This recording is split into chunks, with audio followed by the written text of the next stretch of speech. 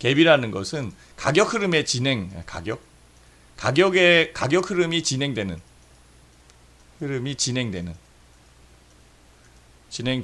과정에서 만들어지거든요. 그렇죠? 그래서 갭이 발생했다. 뭐 상승할 때에 갭이 발생할 수도 있고 하락할 때에 갭이 발생할 수도 있어요. 실질적으로 움직이지 않은 박스권, 박스권에서도 갭이 발생할 수 있어요. 갭이라는 것은 실질적으로 마감된 가격, 그러니까 주가 차트로 본다면 마감된 가격에서 그 다음 가격이 만들어졌을 때 이 공백을 얘기하는 거죠. 뭐 하락할 때에도 마찬가지예요. 갭이라는 부분이 크게 나올 때도 있고 적게 나올 때도 있거든요. 크게 나올 때는 그만큼 강할 거예요. 그죠? 하락이든 상승이든 갭에 대한 부분이 굉장히 강하게 작용한다는 거죠. 자, 요거 한번 보실래요? 제가 차트를 한번 볼게요. 넷마블을 한번 볼게요. 넷마블 보면 갭이 여기서 발생했어요. 그죠? 보이나요? 그죠? 갭. 갭이 여기서 발생했어요. 갭이 보이시죠? 그죠? 그래서 이 갭이 유지되는 부분에서 강하게 하방으로 갭이 만들어진 이후에 갭을 메꾸지를 못했어요. 계속적으로 주가는 흘러내리는 부분에서 아직까지 갭에 대한 부분이 메꿔지지 않는 그런 상황이죠. 그죠? 그 갭의 그 꼭대기는 여기에 있었으니까. 그쵸? 그래서 요거를 요 가격 라인으로 좀 그려놓고, 그렇죠? 라인으로 그려놓고 이렇게 보면 아직까지 갭에 대한 부분을 복귀하지 못했어요. 즉 갭을 메꾸느냐 안 메꾸느냐 이 부분에서도 굉장히 차이가 있습니다. 이런 경우에는 실질적으로 하방에 관련돼 있어서 강하게 밀어내는 부분이 만들어지는 그런 상황이고요. 갭은 매수하고 매도와 매수, 매수가 팽팽하게 그 진행되는 과정에서 한쪽 수급이 강하게 만들어질 때, 그때 생깁니다. 이제 이해가 되셨죠? 자, 요거를 설명드린다면, 자 보시면은 매도와 매도, 항상 매도가 먼저입니다. 매도와 매수가 팽팽하게 대립되고 있었죠, 그죠? 대립되고 있는 부분에서 무너진 거예요. 매도에 의해서 무너지든지 매수에 의해서 무너지든지, 매수에 의해서 무너진다면 상승 쪽에 갭이 생길 거고, 매도에 의해서 무너지면 하락 쪽에 갭이 생깁니다. 자, 봐보세요. 요거는 넷마블이었고요. 넷마블이 가격에 대한 부분이 그대로 진행되고 있었어요. 실질적으로 요 가격 대역은 뭐 위아래의 박스권이다라고까지 얘기할 수 있겠죠. 뭐 이전 상황을 본다면. 근데 가격 대역이 툭 하고 빠지면서 갭이 만들어졌어요. 갭이. 그죠? 실질적으로는 매수보다는 매도의 힘이 굉장히 커졌던 거죠. 그죠? 이해가 되나요? 그죠? 요까지 이해가 되시죠? 그죠? 매도에 대한 부분이 갑자기 커진 거예요. 그러다 보니까 실질적으로 아침부터 아니면은 장 시작 초부터 가격을 밀기 시작을 했고, 가격이 미인 부분이 갭에 대한 공백을 만들었다. 갭을 발생시켰다. 이렇게 보시면 됩니다. 자, 그러면은 이 갭이 왜 만들어졌을까? 왜 매도와 매수에 대한 수급을 바꿔놓는 영향으로 작용했을까? 그쵸? 그걸 파악해야 되는 거죠. 넷마블은 요 갭이 만들어졌을 때 제 기억으로는 실적이었어요. 실적이 급격하게 안 좋아진다라는 내용이 나오면서 매수와 매도와 매수 수급이 흐트러지면서 매도에 대한 부분이 굉장히 강하게 진행됐어요. 강하게 진행돼서 가격을 하락시키는 그런 여건을 만들었죠. 그죠? 이게 이해가 되시죠? 그러면 실질적으로 갭은 위와 아래에 대한 부분이 분명히 있을 거예요. 다시 한번 그려볼게요. 그죠? 이건 하락에 그 가격선으로만 우리 따져보자. 실질적으로 이게 갭이죠.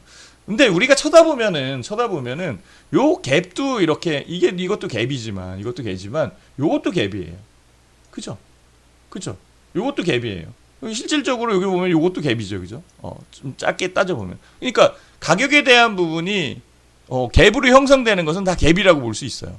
그러니까 즉 그 일간의 봉들이 그러니까 일일간의 이 봉들이 이 갭을 그러니까 여기는 이제 갭이 발생되지 않았죠. 그죠? 예, 갭에 대한 부분을 메꾸거나 없어지는 뭐 이런 부분들이 아니고 갭이 그대로 유지되어 있는 그런 상황이죠. 여기도 갭이 있는 그런 상황이고 올라올 때에도 요게 갭이 있는 그런 상황이죠. 그죠? 그쵸? 만약에 여기 있는 갭이 지지 라인으로 형성돼서 움직인다라고 한다면 주가는 더 올라왔어야 돼요. 지지 라인이 형성돼 있지 않죠. 그쵸? 그러니까 갭의 종류가 있구나.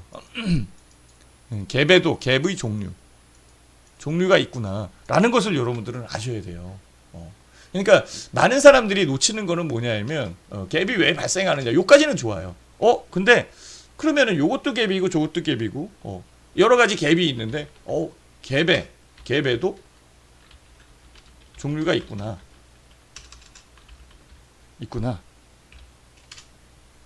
이것을 알아야 돼요. 그렇죠? 그럼 갭의 종류가 뭘까? 갭은 어떻게 형성되고 있을까? 만약에 개인 투자자들 중에서 분석 그러니까 본인 나름대로 기술적인 분석 또 기본적인 분석 이런 것들을 많이 공부를 하고 실질적으로 많이 주가의 흐름을 연구를 하고 이런 분들은 분명히 알고 있는 그런 상황인데요. 그냥 어렴풋이 알고 계시는 분들이 많아요. 저는 확실하게 아는 것을 좋아해요. 저는 정석적으로 알려드리고 싶거든요. 정석적으로 알아야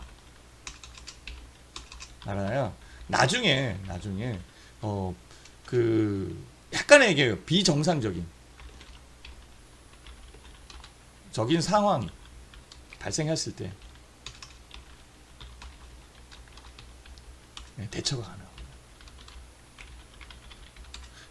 비정상적인 그러니까 편법적인 부분에 의해서 편법적인 상황이 발생되면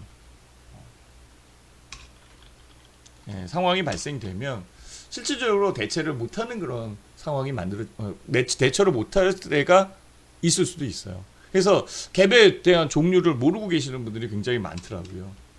아까도 얘기했지만은 사실상 보통 갭이라는 게 분명히 있어요. 보통적으로 일어나는 갭들이 있구나. 그러니까 시장에 영향을 주거나 영향을 줄 수 있는 그런 갭이 아니라 그냥 보편적으로 움직이는 갭을 보통 갭이라고 이렇게 얘기를 해요. 실제 박스권 대역에서 움직이든지 대역적인 부분을 찾아본다면 이게 좁은 구간에 박스권을 형성하고 있는 그런 상황이잖아요. 그죠? 요 좁은 구간에 박스권이 형성하면서 각각의 갭이 만들어질 수도 있어요. 이렇게. 그죠? 실질적으로 만들어지는 경우가 많이 있어요. 제가 얘기하는 갭은 이런 갭을 얘기하는 겁니다. 이런 갭.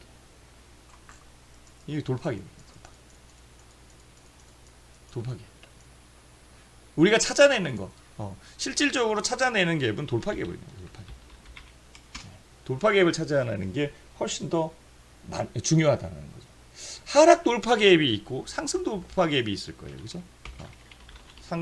상승과 하락. 부분을 또 나눌 수 있겠죠. 그죠? 그쵸? 얘는 하락 쪽에 의해서 만들어진 돌파갭이에요. 하락 돌파갭.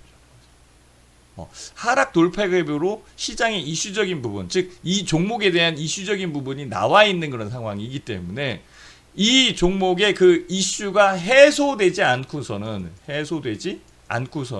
이 갭을 메꾸지 못한다. 이해되십니까? 이게 중요한 거예요. 그러면은 넷마블은 이 하락 갭을 아직도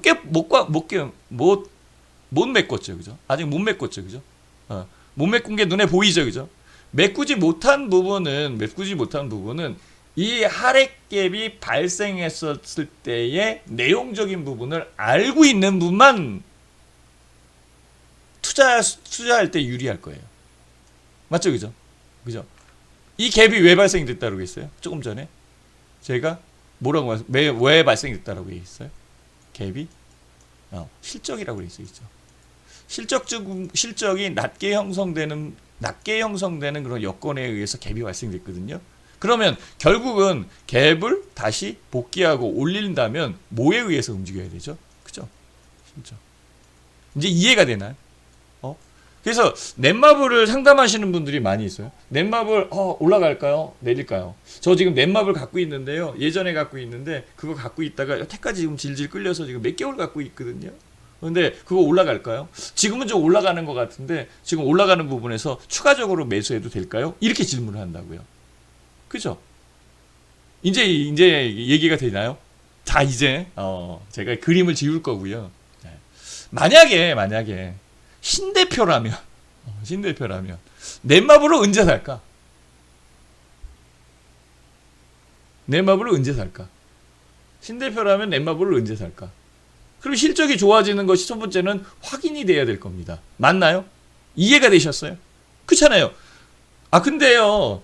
개인 투자자 입장에서는요. 넷마블이 저쪽에서 왜 내렸는지를 모르니까 다 잊어버렸으니까. 그게 문제구나. 그렇지. 그게 문제구나. 그게 문제였어. 이제 이거 하나씩 또 빠져 들어갑니다. 재밌어집니다. 그래서 제가 재밌게 얘기를 하거든요. 빠져 들어가요. 주식시장